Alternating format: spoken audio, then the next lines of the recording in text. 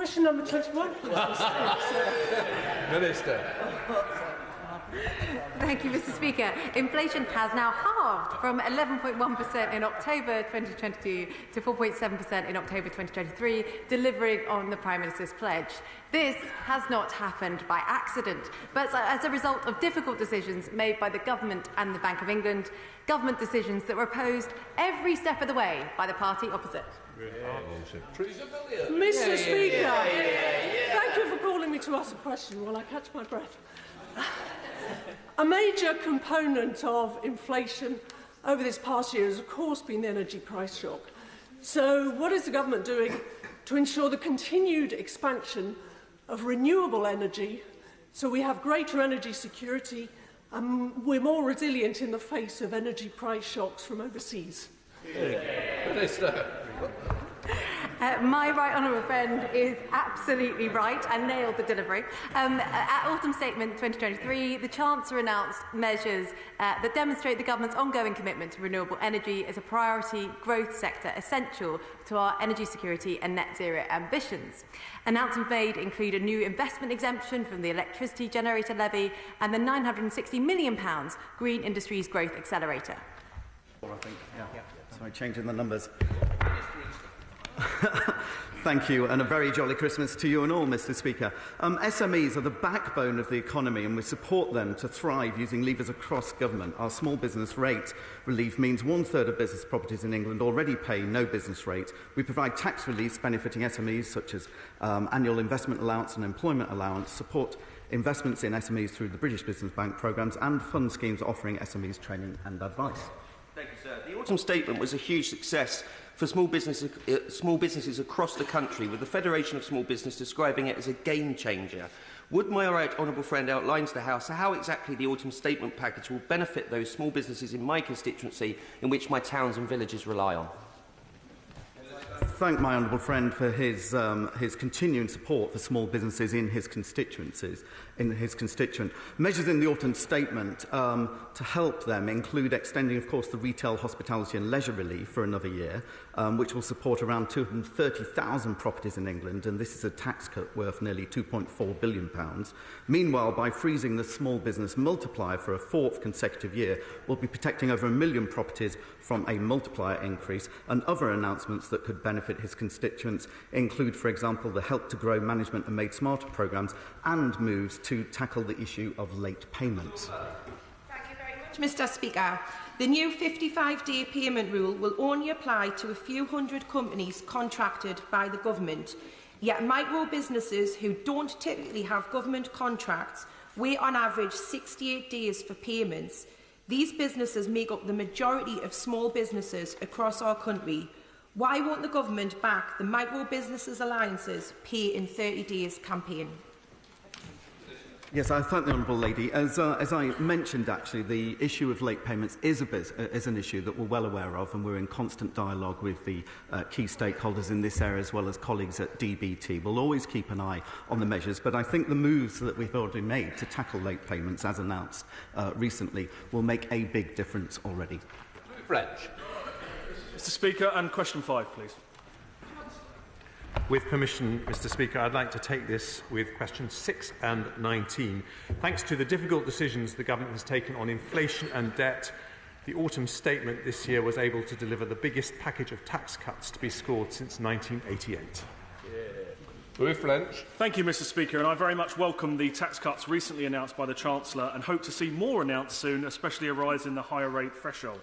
But as the Conservatives look to reduce the tax burden on working people, does the Chancellor share my concerns that a £28 billion a year unfunding spending commitments will likely see taxes rise and lead to higher interest rates if Labour were ever in government?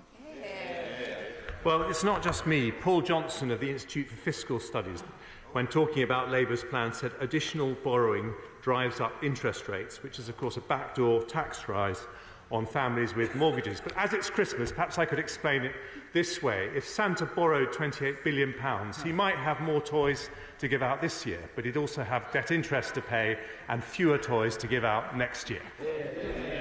We now come to Caroline Nunn. Thank you, Mr. Speaker. Record funding is going in to support the cost of childcare to allow more parents to stay in the workforce. This is very welcome. But the tax burden on single-earner households makes the choice to be a stay-at-home parent beyond the reach for too many. Raising the youngest generation must count as a top investment. So can I ask my right honourable friend what recent analysis has been undertaken on the transferable allowance? Because at up to £252 per annum, it's currently not designed to facilitate that choice. Well, I thank my honourable friend for her question. As she knows, the marriage allowance is currently £1,260 per year, and it's been fixed at 10% of the personal allowance since it was introduced in 2015. On this side of the House, we believe it should be a woman's choice, and we want to make that choice as real as possible for every family, and for that reason we think the best thing we can do is to bring down the taxes paid by working people to put more money in the family budget, and we were happy to make a start on that at the autumn statement. Lady Morton. Mr. Speaker, like many of us in this place, I'm a big supporter of Small Business Saturday, and I do think it's important to remember that small businesses are the backbone of local communities all year round. Many are unlikely to be able to take advantage of this very generous and welcome expensing package, so I would like to ask what additional measures the Chancellor will continue to consider to support all businesses, great and small, including perhaps even looking at corporation tax reductions. Well, I thank my honourable friend for her question, and she will know that 70% of trading businesses only pay the lower corporation tax rate of 19%. That covers the vast majority of small businesses. But I used to run my own business. I ran it for 14 years before I came into Parliament. I couldn't agree with her more. They are the backbone of the British economy. And that's why we are tackling the scourge of low payments. And we rolled over the 75% discount on retail, hospitality and leisure business rates in the autumn statement. Thank you, Mr. Speaker. Can the Chancellor confirm how much higher the tax burden is forecast to be at the end of this Parliament compared to the start? What I can confirm is, as a result of the measures I took in the autumn statement, it will be lower at the end of the scorecard period than it would otherwise have been, and a lot lower than it would be under any Labour government. Thank you. Can I ask the Chancellor how many middle-income taxpayers are paying a higher rate of tax since 2019? Well, I'm happy to write to him with the exact numbers, but let me tell him that in terms of people on low incomes, in other words, people being paid the lowest legally payable wage, their post-tax real income has gone up by 30% since 2010, because the Conservative Party believes in making work pay. Patrick Grady. The fiscal situation is strong enough to cut national insurance, but not strong enough to return the overseas aid budget to 0.7% of GNI. Because the way we return the overseas aid budget to 0.7% is to grow the economy, and by cutting national insurance we put nearly 100,000 more people into the national workforce, filling nearly 1 in 10 vacancies of companies up and down the country. Brilliant. Number 11, Mr. Speaker. Who wants it? Minute. Thank you, Mr. Speaker. As the Honourable Lady knows, the path to lower interest rates is through low inflation, and the Independent Bank of England has the government's full support as it takes action to return inflation to target. The government's mortgage charter, brokered by my right honourable friend, the Chancellor, earlier on this year, is available to 90% of borrowers. Real disposable income per person is around £800 higher than the OBR had expected in their March forecast. Thank you. 1.5 million fixed-rate mortgage deals will expire next year, meaning even more people paying sky-high costs. And it comes at the same time as many people are suffering increased financial hardship and personal debt, impacting their mental and physical health. So does the Minister think that it's fair that families are paying hundreds of pounds more each month to cover the costs of this government's mini-budget disaster? Minister. Mr. Speaker, what I'd say is that in relation to mortgage costs and interest rates, which have gone up all over the world, we are around middle of the pack. If you look at, for example, they're higher than the United States, for example. But what will definitely make things harder for her constituent, and indeed constituents of all of us in this House, is borrowing an extra £28 billion that will only serve to increase inflation and keep rates higher for longer. Harry McCarthy. Question 12, Mr. Speaker. Minister. Thank you, Mr. Speaker. And with permission, I would like to answer this question together with questions 13 and 14. The OBR has revised up its growth figures after ONS data revisions indicate that the economy recovered more fully from the pandemic than expected. This means the current level of real GDP is nearly 3% higher than was predicted in March forecasts. Gary McCarthy. That the government put a very positive spin on the provisional local government finance settlement yesterday, but the LGA said that it does not provide enough funding to meet the severe costs and demand pressures on councils, and it assumes that all councils will increase their council tax bills by the maximum allowed next year. What will that do for my constituents' living standards? Minister. Thank you, Mr. Speaker. The Honourable Lady will know that we put billions of pounds into councils this year, and the provisional settlement is for it to go up by over what is expected to be inflation by next year. If she has specific issues with their local council, I'm very happy to take that up with her. Lord Russell. Thank you. We have seen one of the greatest falls in living standards in a generation, and of living standards, and the Chancellor has carelessly removed the Household Support Fund from local councils. In Brighton, the fund pays for free school meal vouchers in the holidays, the warm wellbeing scheme, careers centres, family hubs, food banks, such as the food bank in Whitehawk that my constituency office does surgeries at. So will the Minister reconsider the scrapping of the Household Support Fund so that local councils can support the very worst off? Minister. I want to reassure the honourable gentleman that no decision has been taken on the Household Support Fund. But more broadly, I want to point out that we poured in on average £3,700 per household this year to support people with exactly what we're talking about. Right? This government is on the side of people during this very difficult time. Justin Madders. Thank you, Mr. Speaker. According to the Low Pay Commission, 1 in 5 people who should be receiving the national minimum wage don't even get that. This is a huge failure of enforcement. So how can we have increased living standards if people don't even get the legal minimum they are entitled to? Minister. Well, if the honourable gentleman has individual examples, then please do let us know. It's obviously extremely important that we enforce this. But I would also point out that we are going to increase the levels by 9.8% next year, which will make a significant difference to households up and down the country. Greg Smith. Thank you, Mr. Speaker. Isn't the more fundamental problem with the question posed by the members opposite that the OBR's forecasts are never right?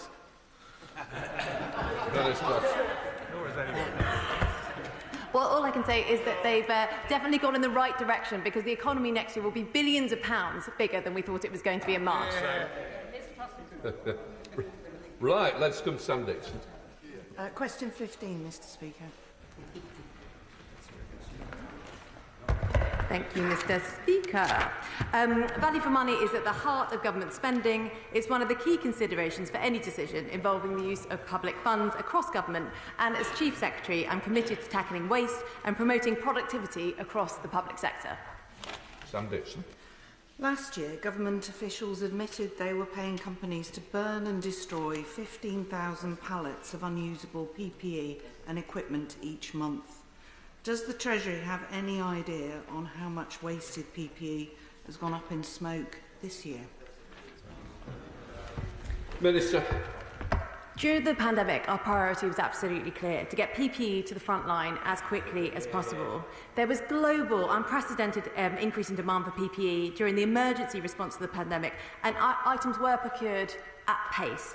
The Department of Health and Social Care continue to seek to recover fraud losses to ensure public funds are protected. Shadow Minister James Murray. Mr. Speaker, throughout the pandemic, people across the country made extraordinary and heart-wrenching sacrifices. Yet as they did so, a small minority were instead making millions of pounds ripping off the taxpayer. With conflicts of interest, defective goods and exorbitant profit margins, it has been greedy and grubby, and this Conservative government has enabled it all. As taxpayers, we want our money back, and so Labour will create a COVID corruption commissioner to chase down every pound we can. Does the Minister have any idea just how angry people are that our country has been taken for a ride? Mr. Speaker, the hypocrisy is absolutely astonishing. During the pandemic, the Shadow Chancellor wrote saying the strategy of turning to big-name UK manufacturers is not delivering the supply that is needed. That was what the Shadow Chancellor asked during the pandemic. Yes, we did procure things very fast. We needed to get things to the front line, and we are trying to get back every single penny that was lost in fraud. But we make no apology for doing whatever we could to get PPE to the front line as quickly as possible. James Murray.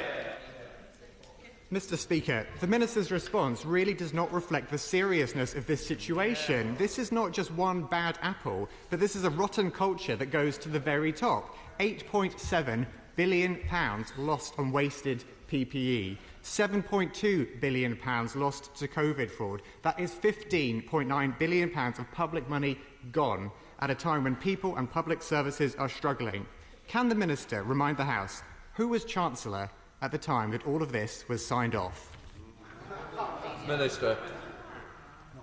I don't know what more I can add to my last answer, Mr. Speaker. This was done very, very quickly at pace because we were desperate to get PPE to the front line as quickly as possible. We have set up initiatives to recoup money from fraudulent activity. This includes the Public Sector Fraud Authority, which has already saved taxpayers £311 million in the first year of operation.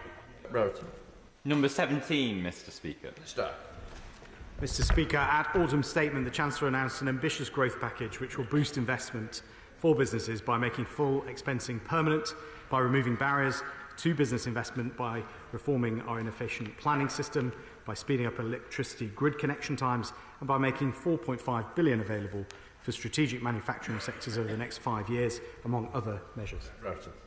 Thank you, Mr. Speaker, and I thank the Minister for that response. It's very welcome to see full expensing, which will help businesses to invest in that plant and machinery, that technology that's very much needed. But what would also help the ceramics sector is particularly to exempt the ceramics sector from the ETS scheme. So will my right honourable friend speak with the Chancellor and discuss the possibility of exempting the ceramics sector from the ETS scheme, which would help that sector give the breathing space to invest in productivity and energy efficiency gains?